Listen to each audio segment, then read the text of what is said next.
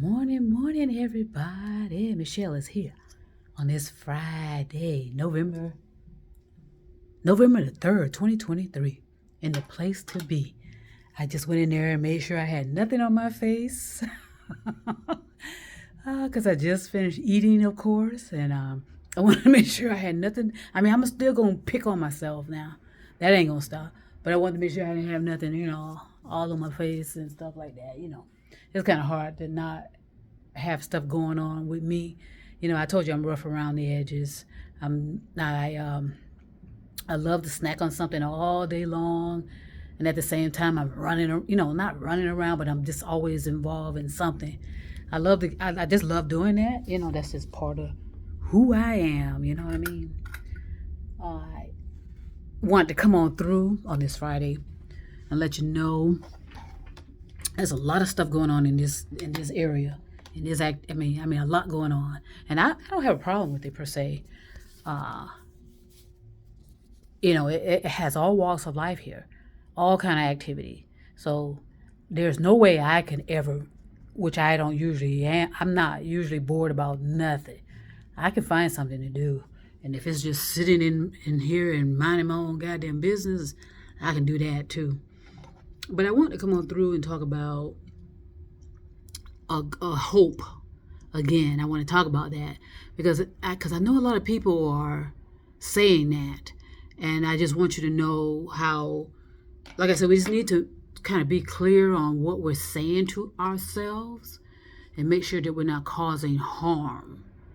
And sometimes we may not be aware of it because, like I said, some of the words that we have been using for millennia have no value anymore, and they have different meanings or not proper meaning. And so your consciousness picks up things. Your consciousness is advancing unconsciously, whether you are aware of it or not. So in other words, we're all going to be evolving unconsciously forever and not know it. So it's always clear to be as conscious as possible about what you're saying. And that's why I say the evolution of your consciousness is a critical area to focus on, so that you don't continue to do harm to yourself that we have been causing to ourselves for millions and millions of years. Okay? At least 10 million. Okay? And thus why we're at this culmination now. We're at a culmination, by the way. And let's go again into the meaning of that, so that you know the significance of what is happening as we're approaching the dawning of the age of Aquarius. It has here a culmination is the attainment of the highest point of altitude. That's one translation. The other one, the highest point or summit, the top, the act or fact of reaching the highest point. Okay? So we're at a culmination, and it's in relation to the dawning of the age of Aquarius. And so we ought to be at a certain point, in our evolution. And unfortunately, we're not. Okay, we are, as they say, kind of below standards per se. And what that means is that for the age of this planet and the age of our essential being or our spirit form or whatever you want to classify it as, we are below standards per se because of our very badly out of the control of good human nature. In other words, we're practicing more as inhumane, more so than humaneness. And I've been saying that for a while, and I'm telling you, I can offer some assistance based on how I was taught and others to help you recognize that and somehow bring yourself out of the trance, because we're all a lot of us are in a trance due to indoctrination from various forms of entities, whether it's from a religious point of view, whether it's from a cult, C-U-L-T, a cult point of view, because a lot of people that are in cults, C-U-L-T, will masquerade as preachers, messengers, pastors, bishops, popes, all of that. They'll masquerade as such. And that's just to pull you in.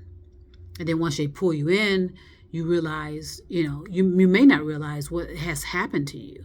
So they masquerade in so many entities. And it's all about enslaving you more so than freeing you. And I'm going to go back into, at some point, I'm going to talk about the dangers we face with being, with the potential of worldwide slavery. Okay, and that can be literally, figuratively, and metaphorically. So just keep that in mind. I'll come back to it at another time. I just want to talk about hope and what I was taught about hope. Billy Meyer put out a message, a while ago in his writings about have no doubt. That was the title of it. And he says here, do not hope for your future happiness, but develop effectively here and now the best thoughts and feelings so you can advance to the state of balanced consciousness. And it can, in fact, become a reality in yourself. It says here, be observant of the fact and remember now your well-being is created by yourself through your own thoughts and feelings. So, and that's the power there. Okay, because your thoughts it starts in the thoughts. So a lot of people say, I hope, I'm hopeful. I hope, okay, and I hope when you're saying that, you understand that you deserve to be happy just like everyone else, whether you are helping people or assisting people in some way, providing service, providing loyalty, all those kind of things. You deserve to be just as much affected by all that than anyone else. A lot of people feel as though it's always about somebody else. It's always about them. Let's help, it's always about that. It's about my children. It's about my husband. It's about my wife. It's about my partner. We're putting all of us into somebody outside of us all the time. We do it all the time. Mothers do that. We know that. Fathers, partners, will put their partners, we'll put our partners on the pedestal. And just kind of, carrying on and making it all about them. That's imbalanced, okay? And no one ought to accept that, because at some point it's going to turn on you. We all know about why marriages don't last or why partnerships don't last. Because yes, they'll put you on that pedestal, keep you up there and just tell you how wonderful, saying everything you want to hear, even say I love you. But then as soon as they are, as soon as something doesn't go their way, okay, they're gonna take that pedestal. Take all that support that prompt you up on that pedestal and take it away and leave you hanging there, and you're gonna fall to the ground, literally, figuratively, and metaphorically. It happens all the time. We know that, but a lot of us are in delusion about infatuation versus love, and I'll go back into that again at a later date. But my point is, do not put anyone before you. Now, of course, if you're taking care of toddlers and young people, come on, let's understand that they deserve all of your attention. But if you have a partner there, a wife or a husband, they need to support you in that when you're caring for toddlers or caring for young people, and make sure that you are being cared for as well. So many parents, and I want to talk. I'm going to be talking to people on my podcast at some point. I'll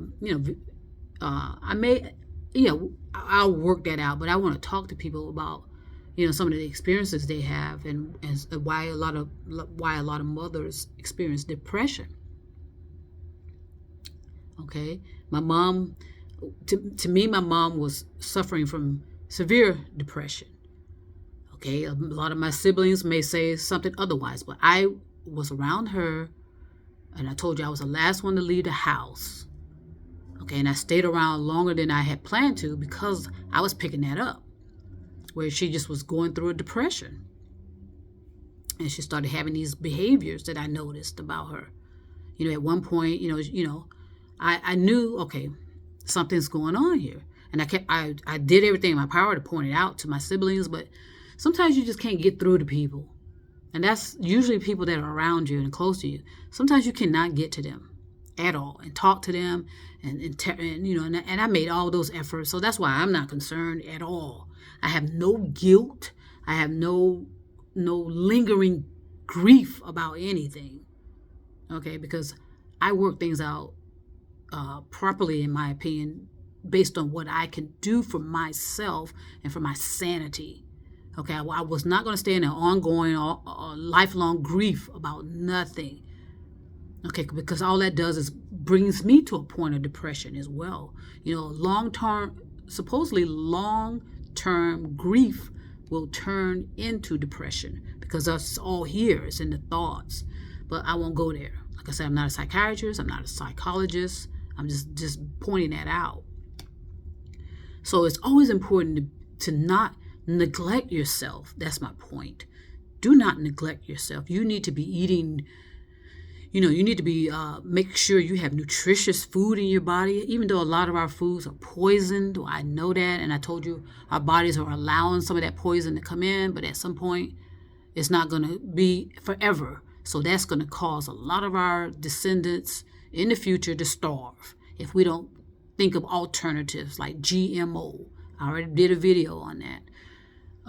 GMO is not chemicals. GMO is something that's genetically derived from, from the genetics of whatever we are missing in our diets. The poison is the chemicals that are sprayed on our foods to keep the food alive. That's the poison right there. That's what's poisoning our food. These so-called fertilizers and pesticides and all those sides, that companies are using to protect their crops and this and that and the other. That's the poison. GMO is usually in a supported and protected environment where it's getting the proper air and balance of air and no pesticides. Okay, but that's something you have to open your mind up to now or in the future. But I'm just letting you know our bodies are not going to allow us to eat as we are and think that we're going to be living, make it to 100, let alone maybe 200, 300 years in the distant future. We won't get there. All because our lifespan may allow us to live to be 200 doesn't mean that we will. Okay, a lot of people are going to be starving. I'm just saying, in the future, all over the country, if we don't consider other alternatives. Okay, GMO is genetics from certain plants. It's not a poison, but I know you got to open your mind to it, and I would just research it, see if you can meet up with a scientist that deals with that, and you could and ask them to present in your presence what is cultivated and providing these fruits and vegetables for us, and eventually, hopefully, meat instead of using animals, which will eventually possibly get wiped out anyway. All right, so let's get back to have no doubt. So my point is this, you have to, if you choose to, take care of you and have others to support you in doing so. Do not go out, do not fast if that's not your plan. Fasting is fantastic, but if you're forced to fast, that's where we run into the issues. Like I said, sorry about that. We become so extreme. We take things too far. Yeah, I do some fasting every now and then for a couple of hours. No, but I do. I don't necessarily fast, but I do limit the amount of stuff I consume. That's why I like to snack on stuff all day long. That way it makes sure I'm being fed. Because I love to eat. I love food. I really do. But my body doesn't, I'm not gaining weight illustrate that. I love to eat food, and I love testing out of different foods, exploring different foods, and discovering of different foods. So I used to like watching those programs on TV when certain people will be able to travel all over the world and taste all different types of food from all different walks of life and cultures. And that's why we need cultures. We need cultures that we can explore and discover their food source, how they create certain meals and this and that and the other. We cannot all just be the same culture. That's illogical. We need to allow genuine original cultures to exist. Okay, and so that we can enjoy and be considerate of others, understanding the walks of lives of others and where everyone's been and where they're going. But anyway, so I'm going to read this once again. It says here, do not hope for your future happiness, but develop effectively here and now the best thoughts and feelings so you can advance the state of balanced consciousness, and it can, in fact, become a reality in yourself. Be observant of the fact, and remember now, your well-being is created by yourself through your own thoughts and feelings. So, in other words, there's some of you that deserve to enjoy your fruit and labor, the fruits of your labor. There's, I say, millions and possibly billions of you that have been righteous all your life. You care for people. You dare for people. Okay?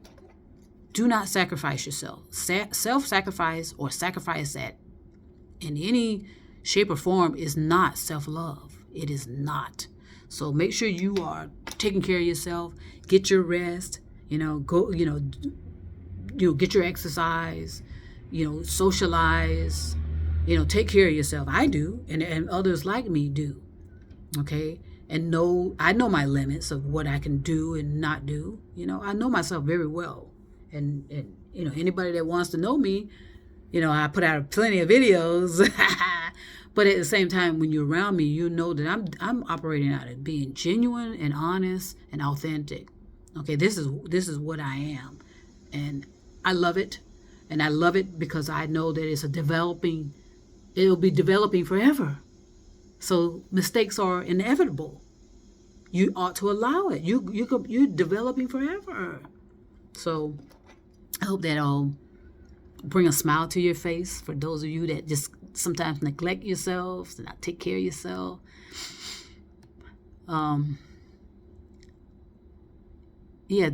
Just remember, it's you need it, and also he has here, always search in your thoughts as well as in your deeds continuously after the valuable benefits or beneficial for love, true peace.